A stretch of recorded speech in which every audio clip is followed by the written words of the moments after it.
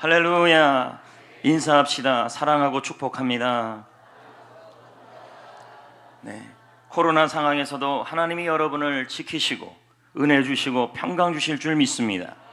성도 여러분, 여러분들은 1970년대 영화 중에서 겨울여자라는 영화를 기억하십니까? 이 영화의 주인공은 김주련 씨라고 합니다. 그는 2012년 경남 진해시 한 오피스텔에서 목을 메고 숨진 채 발견이 되었다고 그럽니다. 그의 바지 호주머니에는 한 장의 유서가 발견되었습니다. 외로움과 어려움을 견딜 수가 없어서 자기는 이 세상을 하직한다. 팬들과 가족들에게 너무 죄송하고 미안하다. 경찰은 말합니다. 혼자 살면서 사업 실패와 생활고로 낙심을 했고, 그리고 더불어 당뇨와 고혈압과 우울 증세를 겪었다. 그러던 중 스스로 목숨을 끊은 것이다 라고 말씀을 합니다. 여러분, 이분은 크리스찬이며 그러기에 우리가 더더욱 마음이 아픕니다.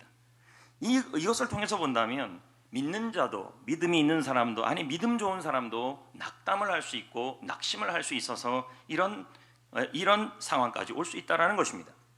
오늘 본문 말씀에도 낙담한 한 사람이 등장합니다. 그 사람의 이름이 다윗입니다. 성도 여러분, 우리 모두 이 땅을 살아가는데, 특히 코로나 시대에 살아가는 우리 모두 다 너나 할 것 없이 우리는 낙심이라는 것을 품고 살아가고 있습니다. 그러기 전에 오늘 본문을 통하여 낙심의 의미가 뭔지를 먼저 보겠습니다. 다 같이 5절 말씀을 읽어볼까요? 읽어봅니다.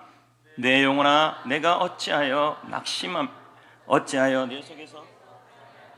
네, 여기 낙심하다라는 단어는 몸을 구부리다, 스스로 몸을 구부리다, 그리고 엎드리라는 의미입니다. 상을 당한 사람처럼 스스로 몸을 구부리고 슬퍼하는 모습이 히브리어의 의미입니다. 이 불안하다는 의미는 동물이 신음하는 소리, 동요한다는 뜻입니다. 그런데 문법상 모두 히브리어로 미완료형입니다. 이 말은 계속 불안하고 계속 동요하며 계속 마음이 뛰고 동물이 신음하는 것처럼 다윗이 그랬다는 것입니다. 그리고 상을 당한 사람들처럼 스스로 몸을 구부리고 슬퍼하는 모습이 지속되고 있었다는 겁니다. 국어사전에 보면 이 낙심에 비슷한 말로 실망, 낙담, 상심, 낭망 이런 단어들이 있습니다. 다윗은 상을 당한 사람처럼 스스로 몸을 구부리고 슬퍼하고 동물이 신음하는 소리를 내는 것처럼 동요하며 불안해하고 있었습니다. 그것도 계속 그랬습니다. 이것은 믿음의 사람 다윗도 낙심하며 불안한 상태가 계속 진행되고 있음을 보여주고 있습니다. 성도 여러분, 누군가 여러분에게 말 한마디를 합니다. 이 머저리야, 이 멍청아. 그런데 그 말이 온종일 우리 마음에 남아 있습니다.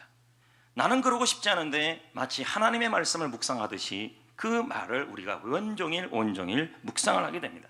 내가 그렇게 멍청한가? 내가 그렇게 머저린가? 내가 그렇게 멍청한 짓을 했는가? 이제 나는 어떻게 해야 하지? 그러다가 근심하고 염려하고 걱정하다가 점점 소심해지고 위축되어집니다. 결국은 깊은 수렁에 빠지고 마는 것이죠. 성도 여러분, 오늘날 수많은 정신과 질환의 원인 중에 하나가 이 낙심이라고 합니다. 낙심되는 상황이 반복되면 절망의 상태에 빠지게 됩니다.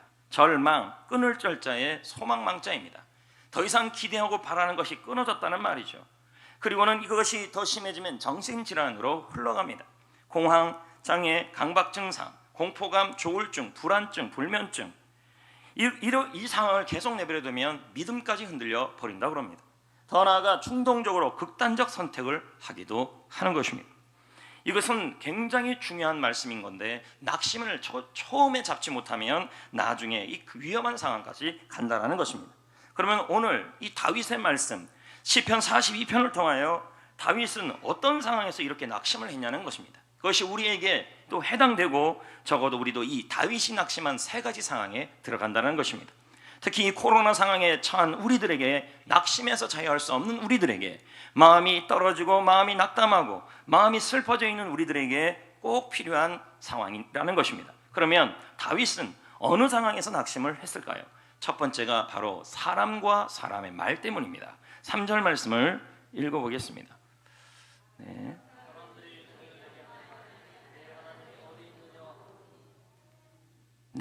내 눈물이 주야로 내 음식이 되었도다. 다윗은 말합니다. 주위 사람들이 나를 조롱하고 있습니다. 사람들이 나를 비방하고 있습니다. 그래서 나는 사는 게 지쳤습니다. 사람들이 이렇게 말합니다. 다윗을 향하여 하나님이 너를 구원하기 위해 어느 곳에서 나타나지 않을 것이다. 하나님이 더 이상 너의 하나님이 아니다. 너를 돕지 않을 것이다. 하나님이 너를 버렸다. 다윗은 지금 사람들 때문에, 사람들의 말 때문에 눈물이 음식이 되었다고, 그리고 눈물 흘리느라고 음식을 먹을 수 없다라고 지금 고백하는 것입니다. 이것은 우리도 겪는 일들입니다. 그 말로 인한 상처, 그리고 그 말이 우리의 마음에 미치고 그것이 우리를 불안하게 만들고 낙담하게 만든다는 것입니다. 우리는 사는 게 쉽지 않고 현실이 만만치가 않은 현실 속에 있습니다. 그럼에도 불구하고 우리 모두는 참 열심히 살아갑니다. 그런데 참 열심히 살아가는데 어느 날 이 사람 때문에, 사람의 말 때문에 열심히 살아가는 직장에서, 열심히 살아가는 학교에서, 열심히 일하고 있는 교회에서 마음이 상합니다. 그리고는 낙심하고 마음이 불안해지는 것이죠. 우리가 낙심하는 가장 큰 이유 중에 하나는 한번 여러분도 살펴보십시오. 거의가 다 사람과 사람의 말 때문입니다. 영국과 남아프리카의 네덜란드 이주민들이 전쟁을 치른 적이 있죠. 그 전쟁 이름을 세계사에서는 보호전쟁이라고 합니다. 전쟁이 한창이었습니다.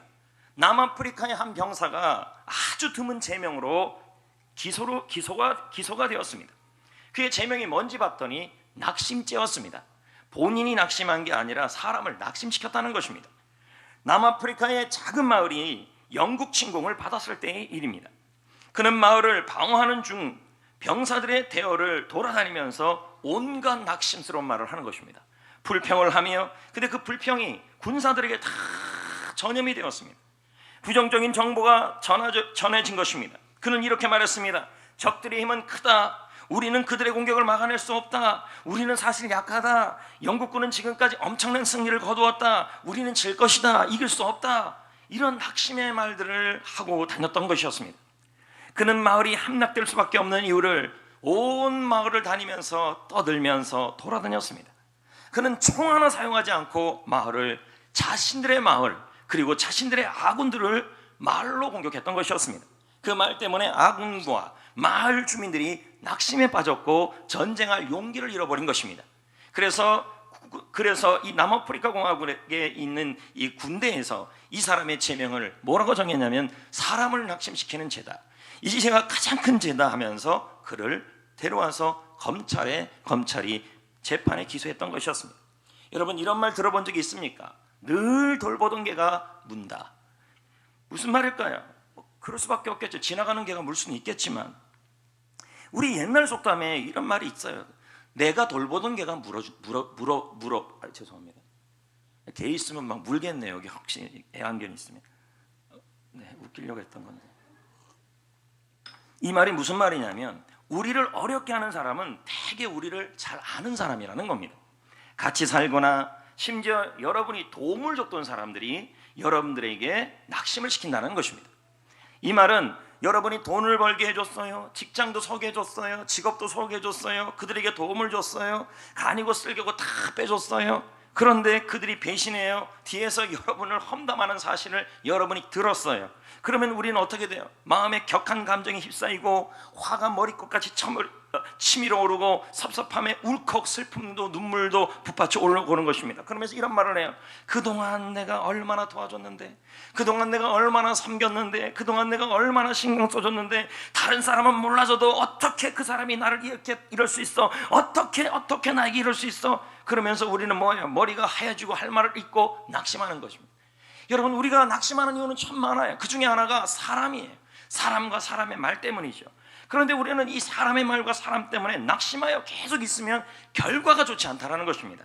그래서 조경민 목사는 말합니다. 일어설 수 없을 때가 기필코 일어서야 될 때다. 낙심 때문에, 사람의 말 때문에, 사람 때문에 일어설 수 없을 때 그때 일어나야 된다는 말이에요.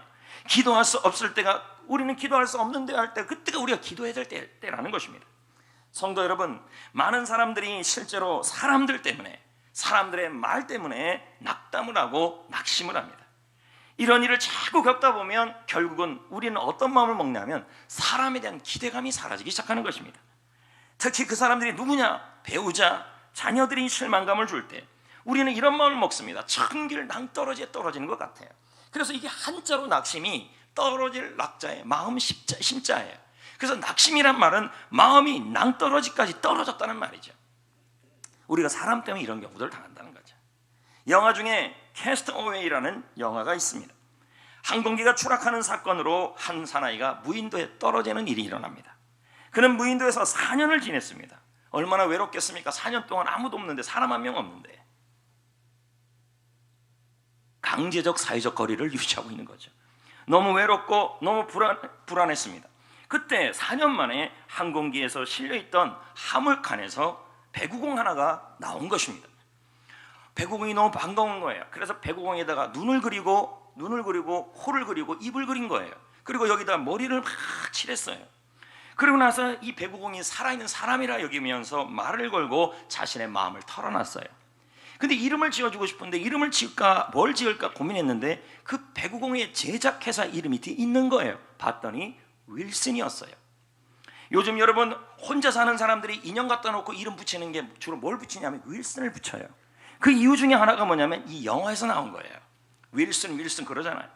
그러던 어느 날 이 주인공은 윌슨과 함께 배구공과 함께 뗏목을 만들어서 탈출을 감행합니다. 무인도에서. 그러나 혼자 탈출하는 과정에서 도중에 너무 지쳤어요. 그러다가 잠이 들고 만 것입니다. 그 사이에 윌슨이 똥울똥울하니까 그만 파도에 휩쓸려 내려가 버린 것입니다. 그는 윌슨을 건지려고 온갖 노력을 다했습니다. 하지만 실패했죠. 그는 뗏목에 누워서 대성통곡을 합니다. 영화에 나오는 내용이에요. 윌슨, 나의 윌슨, 미안해, 내가 잠자서 미안해. 여러분, 우리는 누구 때문에 혼자가 되었습니까? 우리는 지금 누구 때문에 어디에 던져져 있습니까? 우리는 누구 때문에 낙심하고 있을 수도 있을 것입니다. 이 모든 것을 보면 사람 때문에, 사람의 말 때문에 우리는 이 무인도에 떨어진 이 사람들처럼 혼자 떨어지고 낙심하는 경우가 많아요. 그래서 두 번 다시 나는 사람을 만나지 않으려 하면서 인형에다가 윌슨이라 부르고 개 한 마리 사놓고 윌슨이라 부르면서 위로를 받기도 한다는 것이죠. 두 번째, 다윗은 자신을 낙심하는 이유 두 번째가 뭐냐면 선을 행하다가 열심히 살다가 그만큼 회사에서, 직장에서, 공부를 했다면 학교에서, 교회에서 하나님께서 그만큼 그 일에 대해서 보상을 주셔야 되는데 그 보상이 주어지지 않을 때 우리는 그때 오는 게 뭐냐면 낙심이에요. 자, 볼까요? 4절이에요. 다 같이 읽어보겠습니다. 목사 어디 갔어요? 내가 전에 성의를 지키는 무리와 동행하며 기쁨과 감사의 소리를 내며 그들을 하나님의 집으로 인도하였더니 이제 이 일을 기억하고 내 마음이 상했다. 이게 무슨 내용인지를 우리가 긴밀하게 살펴봐야 돼요. 성일은 뭐냐면 하나님께 공식적으로 예배하는 때예요. 절기예요. 예배하는 날이에요. 이때 예루살렘 성전으로 올라가요. 일정한 대열을 이루며 올라가요. 근데 이 다윗은 누구보다 예배에 집중했고 가장 앞에서 찬양하며 나아갑니다. 존귀한 자로 여김을 받았습니다. 그런데 지금 이 사람이 이 다윗이 뭐라고 그러냐면 지금 나는 낮은 자가 되어 있다. 지금 나는 도망자가 되어 있다. 그래서 그 일을 기억해서 내 마음이 지금 심히 상해 있다. 상하다는 말은 피를 흘린다는 말이죠. 마음이 상해서 마음에 피가 나고 있다는 것을 비유적으로 설명하고 있는 것이죠. 낙심이죠. 다윗은 선을 행하다가 도망자가 됐습니다. 다윗은 예배드리다가 오히려 쫓김받는 도망자가 되었습니다. 낮은 자가 되었습니다. 그래서 마음이 상해버렸습니다. 아마 이런 마음이 들었을 것입니다. 내가 예배드리고 믿음으로 살았던 결과가 쫓김당하고 도망자로 살아가는 거냐. 그러니 결국 그 마음에 내가 예배를 드리다가 쫓김을 당했다면 이것은 그 일로 인해서 내 마음이 상했다는 거죠. 저는 아까 말씀드렸습니다. 사람이 낙심하는 이유 두 번째가 뭐냐면 선을 행하다가 열심히 살다가 열심히 예배하다가 그만큼의 하나님의 보상과 사람들의 보상이 오지 않을 때 우리는 낙심합니다. 여러분, 욥을 한번 볼까요? 얼마 전까지만 해도 하나님의 축복을 누리며 살았습니다. 열심히 예배도 드렸습니다. 열정을 다해 이웃을 섬기고 하나님을 섬겼어요. 참 열심히 살았어요. 그런데 여러분, 욥을 보십시오. 열심히 예배도 드리고 열정을 다해 사람을 섬기고 이웃을 섬기고 하나님을 섬겼습니다. 그런데 뭡니까? 고통이 끊이지 않아요. 보상이 오지 않아요. 하나님의 보상이 오지 않아요. 자녀들은 죽고 아내는 속을 썩이고 물질은 다 사라지고 자신의 몸은 만신창이가 되는 것입니다. 자신의 몸을 바라볼 때 무슨 생각이 났겠습니까? 열심히 봉사하고 농사짓고 예배하고 사역한 결과가 이 만신창이가 된 몸뚱아리밖에 없을까? 이름이 뭐예요? 선을 행하다가 낙심이 오는 거 아니겠습니까?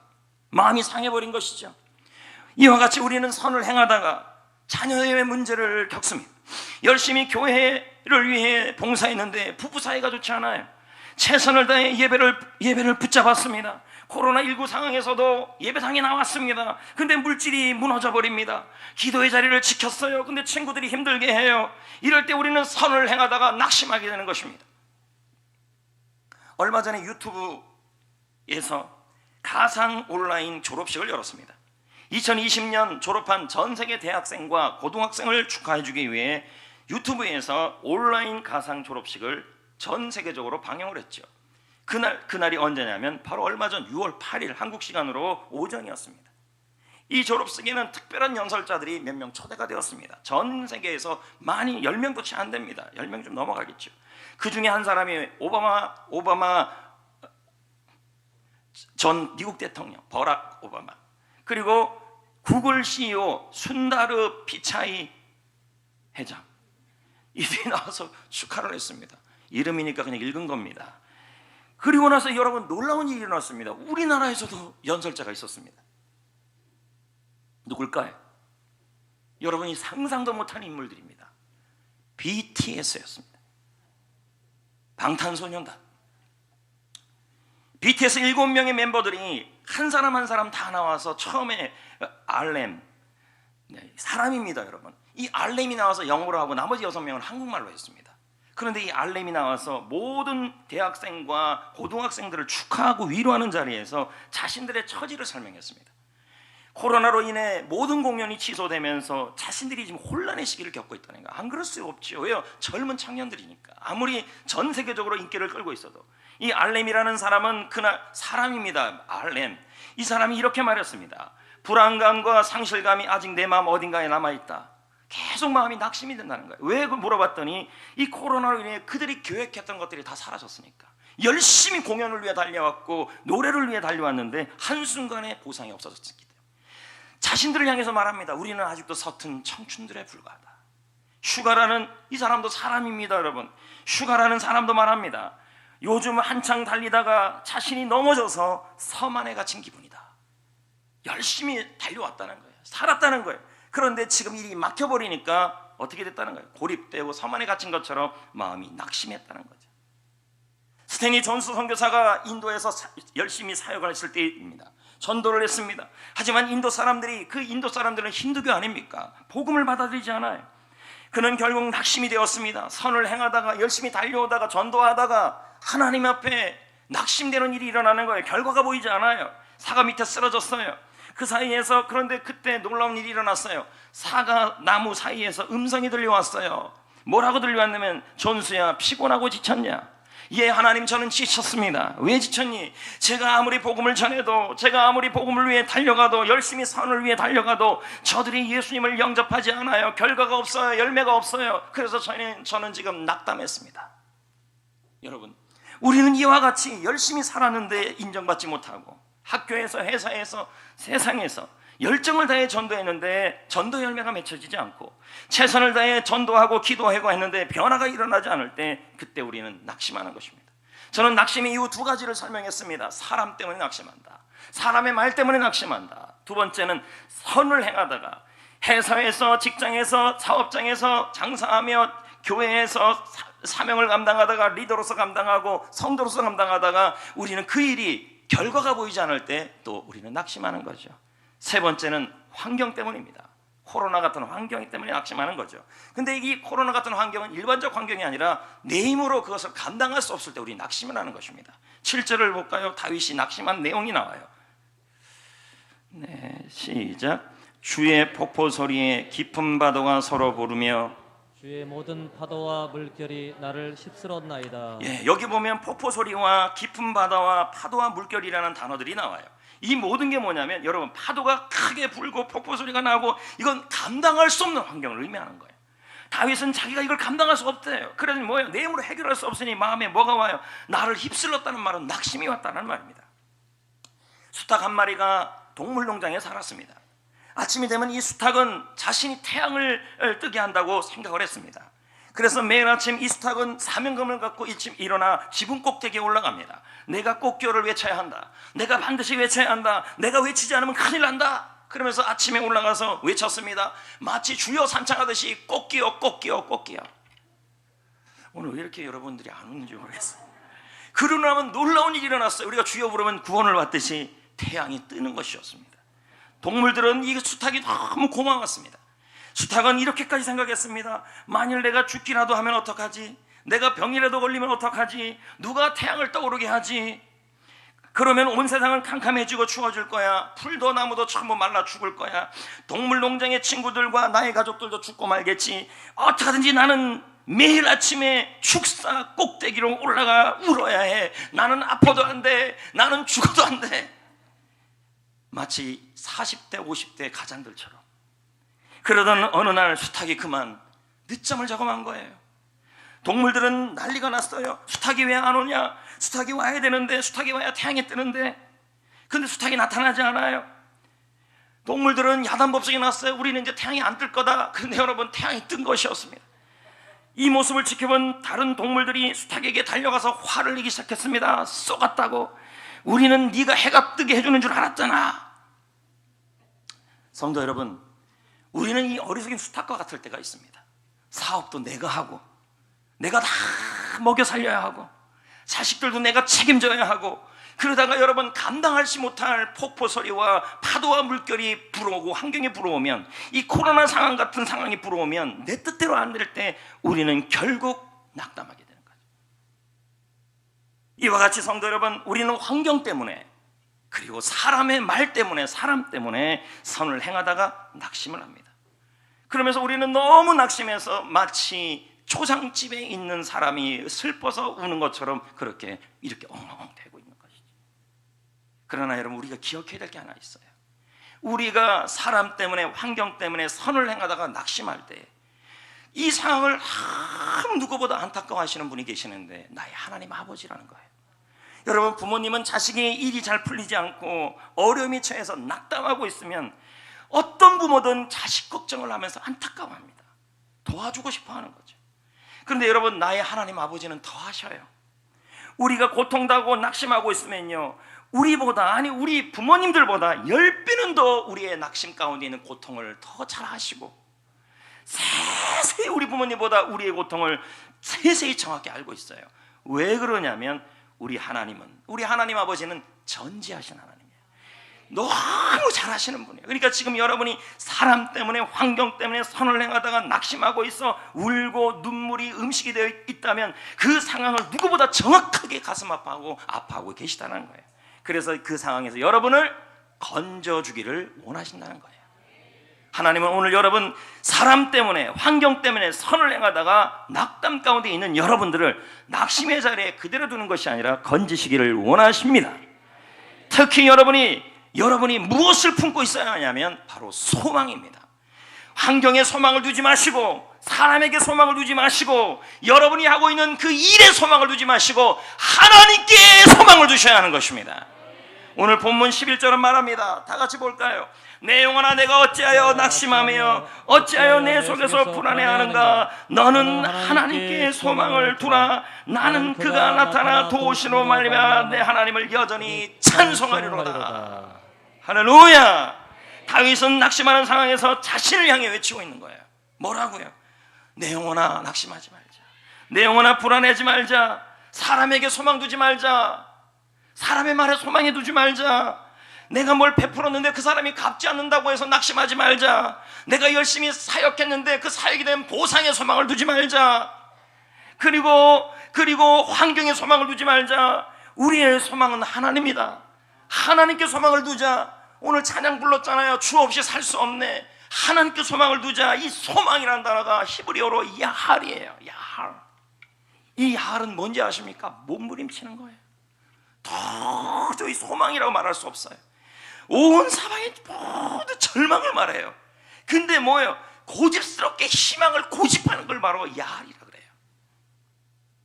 여러분, 하나님께 소망을 준다는 게 뭘까요? 지금 여러분이 낙심하고 있다면, 사람 때문에, 환경 때문에, 그리고 여러분의 일 때문에 낙심하고 있다면 하나님께 소망을 둬야 된다는 거예요. 그러면 하나님께 소망을 둔다는 게 뭐냐면 하나님을 생각하는 거예요. 기억하는 거예요. 자, 다윗이 그렇게 낙심을 이겼어요. 6절을 볼까요? 다 같이 읽어볼까요? 시작. 하나님이여 내 영혼이 내 속에서 낙심이 되므로 내가 요단 땅과 헤브론 미살산에서 주를 기억하나이다. 주를 기억하나이다. 문맥에 그렇게 나와 있잖아요. 이건 주를 생각한다, 마음에 둔다. 이건 뭘 그러면 해야 돼요? 하나님을 생각하는데 문맥을 통해 본다면 나를 도우시는 하나님, 나타나 나를 도우시는 하나님을 뭐해요? 지금 낙심한 상황에서, 낙심한 환경, 선을 행하다가 낙심한 이 사역, 일, 그리고 또 사람 때문에 낙심했으면 이 상황에서 하나님이 나타나 도우시는 하나님을 뭐하는 거예요? 생각하는 게 바로 뭐라고요? 기억하는 게, 마음을 두는 게 바로 고집스럽게 생각하는 게 뭐예요? 야알이라는 거예요. 소망이라는 것입니다. 여러분, 낙심이 올 때 우리는 환경을 생각하지 마시고 사람을 생각하지 마시고 그리고 우리가 한 그 일을 생각하지 마시고 하나님께 소망을 두시고 하나님이 나타나 도울 거다라고 생각을 하셔야 합니다. 왜요? 생각이 인생에 너무 중요하기 때문인 것입니다. 윌리엄 제임스는 말합니다. 인생은 그 사람이 생각하는 것의 결과이다. 에머슨 박사도 말합니다. 인생은 우리가 하루 종일 생각하는 것으로 이루어져 있다. 론다 버넌도 말합니다. 우리는 생각이 흘러가는 쪽으로 움직인다. 그러면 이 세상은 우리의 생각을 드러내는 방식으로 반응할 것이다. 하나님 나타나 도우신다고 생각해야 된단 말이에요. 그래서 골로새 3장 2절에 말합니다. 위의 것을 생각하고 땅의 것을 생각하지 말라. 위의 것은 소망을 생각하라는 것입니다. 하나님께 소망을 두라는 거예요. 코로나 생각하지 말고, 코로나 상황에서 우리는 소망이 없다, 희망이 없다, 모두들 절망을 말해요. 사람 때문에 소망을 잃었다면 그 사람에 대해서 소망을 두지 말고, 우리가 지금까지 해왔던 사역과 전도에 소망을 두지 말고 그 일을 이루시는 하나님, 나타나 도우시는 하나님을 뭐예요? 생각하라는 거예요. 소망을 두라는 거예요. 그것도 뭐예요? 고집을 다하면서 집요하게 생각하라는 것입니다. 그것으로 끝입니까? 하나님께 소망을 준다는 의미가 또 하나가 있어요. 5절 말씀을 다시 한번 보겠습니다. 읽어볼까요? 시작. 내 영혼아 내가 어찌하여 낙심하며 어찌하여 내 속에서 불안해하는가? 너는 하나님께 소망을 두라. 그가 나타나 도우심으로 말미암아 내가 여전히 찬송하리로다. 여러분, 하나님께 소망을 둔다는 말이 뭘까요? 다윗은 극심한 환난 속에서 사람이 힘들게 낙심을 주고, 환경이 낙심을 주고, 폭포 같은 환경이 낙심을 주고, 그리고 열심히 주를 위해 섬겼는데 사역이 낙심을 줬을 때 그는 하나님이 누군지를, 하나님께 소망을 뒀는데 하나님이 누군지를 생각했어요. 나타나 도우신 하나님을 생각하고, 그리고 뭐예요? 나타나 도우신 하나님을 여전히 찬송했대요. 여전히 낙심되는 상황에서 이 여전이라는 단어는 반복적으로 찬송했다는 거지. 조금 전에 제가 야하를 뭐라고 설명했냐면 하나님 앞에서 하나님이 소망이 있다고 고집스럽게 생각하는 거라 그랬어요. 근데 이 생각만 하는 게 아니라 희망을 주장하다는 말도 들어있어요. 하나님께 소망을 두는 게 찬양이에요. 하나님이 나타나 도울 거라고 계속 여전히 선포하는 게 찬양이에요. 고집스럽게 선포하는 게 찬양이라는 거예요. 성공하는 사람의 7가지 습관을 저자인 고 스티븐 코비 박사의 일화입니다. 어느 날 그는 강의 도중에 한 동양 사람으로 인해 몹시 불쾌했던 경험이 있었습니다. 자신의 강의를 듣지 않고 자꾸 옆 사람에게 쏙닥쏙닥 대는 것입니다. 너무 불쾌했어요. 근데 그 이유를 알고 보니까 그 사람이 동시통역사였어요. 그 말을 듣고 나니 이상하게 기분이 또 시원해지고 좋아졌어요. 이처럼 여러분, 우리를 낙심시키는 것을 가만히 보면 사건 자체라기보다는 사람 말, 사람 자체, 사람의 말, 그리고 또 환경, 그리고 그 사역 그 자체가 아니라 그거에 대한 해석이라는 것입니다. 지금 우리에게 일어나는 일들에 대하여 우리가 어떻게 생각하고 어떻게 말하느냐, 이것이 바로 뭐냐면 우리의 해석에 따라서 우리는 낙심이 되기도 하고 승리하기도 한다는 말입니다. 저는 지난주 기독신문 기자와 이야기를 나누었습니다. 코로나로 인해 한국 교회 상황을 기자 입장에서 진단하는 이야기를 나누었습니다. 그 기자는 말했습니다. 코로나로 인해 앞으로 대형교회, 지금 현재 대형교회는 50% 출석이 안 된다 그럽니다. 대형교회, 그리고 수평이동으로만 부흥을 이루었던 교회들이 위기가 올 것이다. 제자를 세우지 않고 편안한 성도만, 희생 없는 성도, 편안한 성도만 세운 교회들은 회복이 어려울 것이다. 물론 부득이한 부득이한 기저질환이 있는 분들은 이해가 되지만 기자의 말이죠. 코로나로 인해 공예배보다는 영상예배가 편안해지고 이것이 훈련이 안 된다면, 공예배가 훈련이 안 된다면 영상예배가 습관이 되고, 이 습관이 돼서 편안한 성도들만 양산하는 교회들, 특히 대형교회는 큰 위기가 올 거라는 얘기를 하더라는 것입니다. 그리고 한국교회에 대한 걱정을 많이 하더라는 거예요. 하지만 저는 이 기자들과의 만남에서 희망을 말했습니다. 우리 교회는 코로나 중에 건축을 했습니다. 성도수의 회복은 시간 문제일 것입니다. 제자훈련을 꾸준히 해왔기 때문에 괜찮습니다.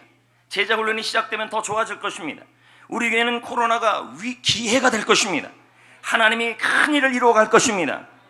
저는 코로나 상황에서 희망을 고집했고 하나님께 소망을 두는 말들을 계속 그 기자들 앞에서 얘기를 했습니다. 그랬더니 나중에 기자들이 이렇게 말했습니다.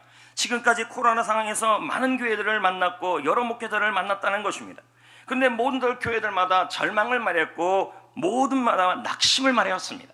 그런데 성전교회 같이 역동적이고 희망을 고집스럽게 말하는 교회를 처음 봤다는 것입니다. 앞으로 1년 후가 기대된다고 말하더라는 것이었습니다. 실제로 저는 간증을 말씀드리려고 합니다. 지난 목요일 구티비 선교 본부장이 연락이 왔습니다. 여름 프로그램 개편을 하였는데 지금 제가 구티비 설교 방송이 나가는 시간이 그 월요일 날 5시 뿐입니다. 말로는 이제 그 시간도 잘 잡아주는 시간이라 그러는데 사실 가장 메인 시간은 저녁 9시입니다. 그런데 설교 방송 시간을 저녁 9시 메인 시간으로 옮기겠다는 것입니다. 겁이 덜컥 났습니다. 여러분, 메인 시간에 선교비 가격이 지금 제가 우리 교회에서 내는 가격의 6배입니다.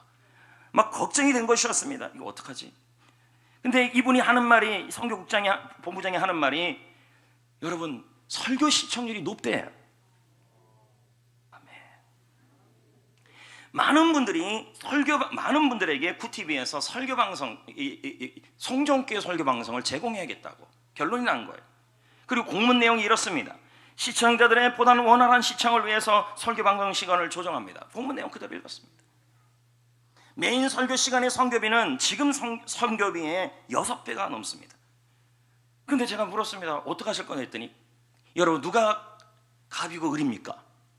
우리가 갑 아닙니까? 그쪽에서 요청이 왔으니까 선교비를 그대로 지금 이 택도 없는 가격으로 유지해 주겠다는 거예요. 너무너무 감사한 겁니다. 더 감사한 것은 국내에 아주 저명한 목회자가, 아주 굉장한 목회자가 있는데 그분이 저를 추천했다는 거예요. 여러분, 시골에서 제가 이렇게 설교하고 있고 뭐 대수롭지 않는 목사라고 지금 여기고 있지만, 여러분, 나가면 또 좀 알아주는 것 같습니다, 여러분.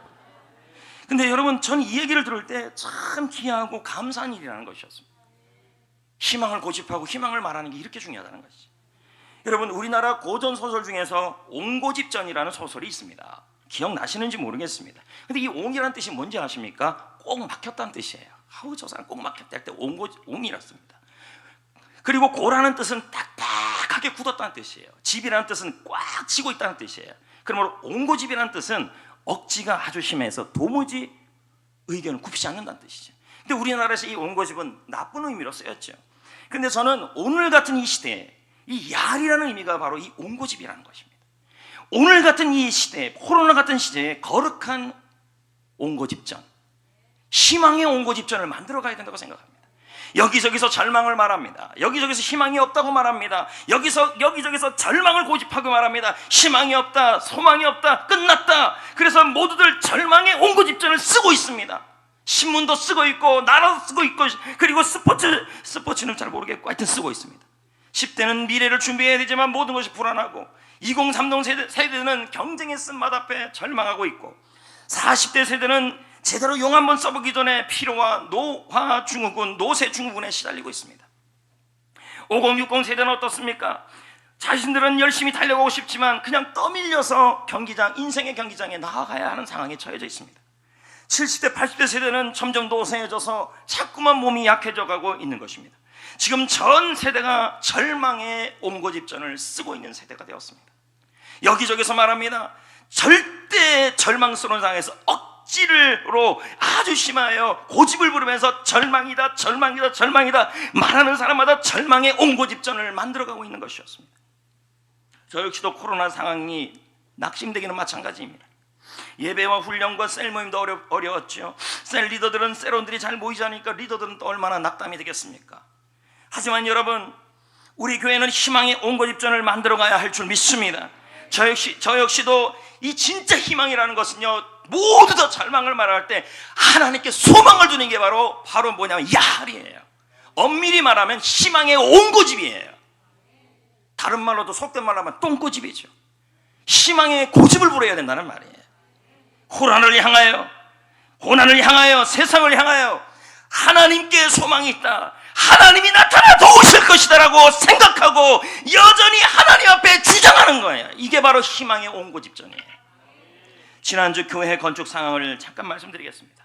찬양대실 조명, 당회실 조명, 교회 로비 조명 등을 교체했습니다. 캡스 공사도 진행했죠. 드림센터 남자 화장실, 드림센터 키즈랜드에 대걸레 빨리대를 또 설치했습니다. 그리고 온수기를 설치해서 오늘부터는 이쪽에서 설거지가 되도록 또 했습니다.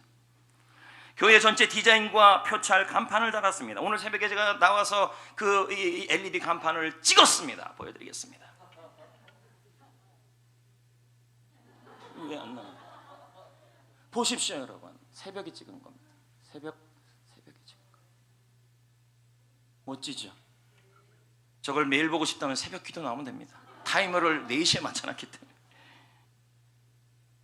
어제도 수고하시고 청소하시고 식사로 섬겨주신 모든 분들 참 감사합니다. 몇 달 동안 디자인 때문에 디자인 대표님과 정말 많은 이야기를 나누었습니다. 디자인 하나하나, 문고리 하나하나 기도하며 고뇌했죠. 이번 주 3일 동안 디자인과 교회 간판들이 달리는 모습을 보면서 성도들이 참 좋아하더라고요. 너무너무 좋아하더라고요. 그 모습을 보니까 저도 또 좋아지고. 하지만 여러분 보기에 본당 인테리어나 디자인이 약간 미흡할 수도 있어요. 그래서 여러분들이 이쁘다, 별로다 이렇게 말할 수도 있겠죠. 충분히 이해가 갑니다. 그리고 모두들 하시는 말들은 교회를 사랑하는 말로 마음으로 다 하시는 말씀들입니다. 하지만 여러분, 목회만 하던 제가 이 부분에 기도하며 집중하며 여기까지 온 것도 기적입니다. 그렇지 않아요? 제가 그랬잖아요. 미술 점수 별로 안 좋았다고. 그러니까 신기한 거예요. 제가 하나님의 지혜가 또 좋은 분들이 많이 도와준 거예요. 그리고 성도들의 응원과 기도로 여기까지 온 것이었습니다. 조명 하나까지도 이 부족한 예산으로 하나님과 성도와 게스트의 입장에서 열심을 다하여 해보려고 했습니다. 수없이 하루 일과를 시작할 때 그날 해야 될 일들, 미흡한 부분을 매일 점검하고 해당 관계자들과 이야기를 나눠갔습니다. 저는 주님께 당당하게 말할 수 있습니다. 죽게 하듯 했다. 최선을 다했다. 모든 것이 다 하나님의 은혜입니다. 그리고 여러분들이 도와준 것 덕분 아니겠습니까? 여러분, 디자인 부분이 조금 미흡할 수 있어요. 제가 아침에 와도 몇 가지가 좀 마음에 안 들어요. 그래서 그걸 다 또 찍었어요. 찍고 해서 그 새벽에 다 또 연락해서 이거 다 고쳐주세요. 고쳐줘. 그러니까 지금 다 된 게 아니니까 조금 미흡하더라도 기다려 주십시오. 낙심하지 마시고 조금만 기다려 주십시오. 알겠습니까? 예, 그나마 오늘 한번 이렇게 돌아보세요. 그나마 처음에 우리 교회 했던 것보다는 훨씬 이뻐졌어요. 전체 한번 돌아보세요. 탐방하듯이 한번 돌아보세요. 이제 마무리된 이유가 더 중요합니다. 그것이 무엇일까요? 하나님께 감사하고 서로 감사하고. 왜요? 예전에 불편했던 공간을 생각해 본다면 저는 감사만 나옵니다. 너무 고맙고 감사하고. 우리 그렇게 합시다. 서로 여러분이 한마디만 한다면 100마디가 되고 200마디가 되고 300마디가 되는 거죠. 그러면 저는 낙심할 수도 있는 거죠. 서로 우리 잘하고 있으니까 더 잘해 갑시다. 금주 본당 인테리어는 전체적 일정을 한번 말씀드려볼까 합니다. 28가지가 넘어요. 식당, 루바, 지그재그란 말은 지그재그 넣겠다는 말이에요. 역사관 2층 목공 작업, 드림센터 만나룸, 토크룸, 현수막대 설치, 야외 쉼터 공사 이번 주 들어가야 돼요. 사무실 창틀 페인트, 본당 큰 문 페인트 작업, 3층 유아실 화장실 작업, 외부 페인트 공사, 3층 유아실 본당 지하 복도 전동 교체 기타 등등등등등등등입니다. 여러분, 우리 서로 기도하고 응원하고 격려하면 마무리 잘 될 겁니다. 할렐루야. 금주에도 청소도 부탁드리고 금주에도 또 식사 섬김도 필요합니다. 서로. 조중민 목사는 말합니다. 보이는 어두운 현실과 보이지 않는 밝은 미래를 연결하는 다리가 있다. 그것이 희망이다. 성도 여러분, 모두들 우리에게 말합니다. 코로나 상황에서 환경 때문에, 사람 때문에, 그리고 환경 때문에, 사람 때문에, 하나 더 뭐였죠? 환경 때문에, 사람 때문에 선을 행하다가, 그럴 때 우리는 이런 말을 해. 난 이제 끝났다, 나는 이제 죽었다, 나는 망했다. 이건 뭐예요? 절망의 온고집전을 지금 만드는 거예요. 고집을 피우는 거야. 절망과 포기를 그냥 고집하는 거예요. 이럴 때일수록 셀 리더 여러분, 셀원 여러분, 성도 여러분, 모든 상황 속에서 학생 여러분, 아직 끝나지 않았다고, 하나님께 소망이 있다고, 하나님이 나타나 도우실 거라고 생각하시고, 여러분 찬양하시고 주장하시고, 이게 진짜 희망이에요. 그럴 때 하나님 어떻게 하시는지 아십니까? 미가서 7장 7절 8절 10절, 이거 제가 한번 읽어볼게요. 오직 나는 여호와를 뭐한대요? 우러러보며 나를 구원하신 하나님을, 이건 뭐예요? 하나님께 소망을 두는 사람들 말이에요. 그런 사람들에게 하나님은 어떻게 한대요? 나의 하나님이 나에게 귀를 기울이실 것이다. 이 말은 뭘까요? 내가 절망 가운데 하나님께 소망을 두고 하나님이 나타나 도울 거라고 선포하는 사람들에게는 하나님이 그 사람의 말에 귀를 기울여 버리시겠다. 그것을 끝입니까? 8절에 보십시오. 나의 대적이여 나로 말미암아 기뻐하지 말아라. 이 배신자여, 말이 잘못 나왔네. 사람 때문에 힘들게 한 사람들 있잖아요. 그 사람 때문에 기뻐하지 말아라. 나는 엎드러질지라도 일어날 것이요, 어두운 데 앉을지라도 여호와께서 나의 빛이 될 것이라. 할렐루야. 10절 말씀도 보십시오. 나의 대적이 이것을 보고 부끄러워질 것이다. 그는 전에 내게 말하기를 내 하나님이 어디 있느냐 말했던 사람인데 그가 거리에 진흙에 밟힐 것이라. 누구한테 이런 일이 일어났어요? 하나님께 소망을 열었던 희망의 온고집전을 만든 사람들이에요. 이제 말씀을 맺겠습니다. 우리는 낙심을 당하고 삽니다. 사람 때문에, 사람의 말 때문에, 선을 행하다가 사역 때문에, 사명 때문에, 환경 때문에 감당할 수 없어서 마음이 떨어지고 불안해지는 것입니다. 그래서 애꿎은 윌슨만 붙들고 말합니다. 이제 사람에게 기대 안 할 거다. 이제 나는 전도에 기대 안 하고 사명에 기대 안 하고 학교에 기대 안 할 것이다. 그리고 이 환경에 기대도 안 할 것이다. 여러분, 이러면 절망의 온고집전을 쓰는 것입니다. 이제 이럴 때일수록 내 영혼아 내가 어찌하여 낙심하느냐. 그가 나타나 도우시는 하나님께 소망을 둬야 합니다. 하나님이 나타나 도울 것이다. 이때 이렇게 주장하고 이렇게 선포하는 사람들에게 하나님은 뭐 하십니까? 나타나 도우십니다. 귀를 기울이시고, 할렐루야, 엎드린 자리에서 일어나게 하여 주시고, 어두운 자리에서 빛이 되게 하여 주시며 당당한 자리에 서게 만들어 주실 것입니다. 성도 여러분, 이런 힘든 상황에서 포기와 절망의 온고집전을 만들지 마시고, 하나님과 사람 앞에 낙심죄로 기소당하지 마시고, 말이 좀 그렇지만 우리 모두 교회를 위해, 셀을 위해, 가정을 위해 희망의 온고집전을 만들어 갑시다. 자, 왜이란 찬양을 다 같이 불러보겠습니다.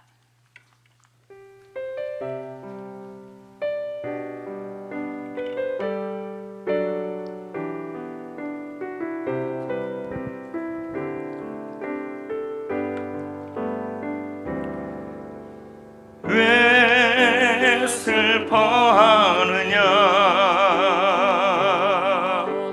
왜 걱정하느냐, 무얼 두려워하느냐, 아무 염려 말아라.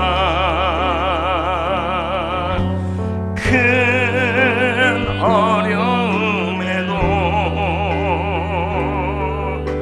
큰 아픔이 있어도 이젠 아무 걱정하지 마.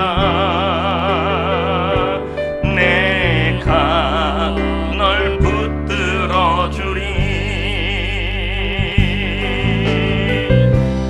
내가 함께 하리라. 내가 너를 지키리라. 실망치 말고 나를 보아라.